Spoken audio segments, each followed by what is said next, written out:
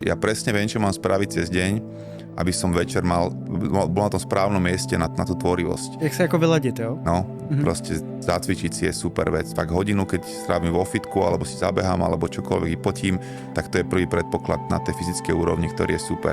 Druhá vec je nejaká emocionálne víťazstvo. To mám, že 4 víťazstva, aj fyzické, emocionálne, mentálne a spirituálne. Fyzické je to si zacvičiť, emocionálne je to, že stráviť nejaký čas niekým, koho miluješ. Mojou malou väčšinou to je, alebo s mojou ženou, s rodinou, s kamošmi, čokoľvek, niečo, čo ťa proste na tej emocionálnej úrovni obohatí, posilní. Mentálna, niečo sa dozvedieť, niečo sa nové naučiť, niečo si vypočuť, pozrieť, prečítať, čo ťa posúva ďalej, niečo inšpiratívne, ne nejakú blbosť. A spirituálne to je meditácia, yoga, čokoľvek, čo ťa ukľudňuje, príroda.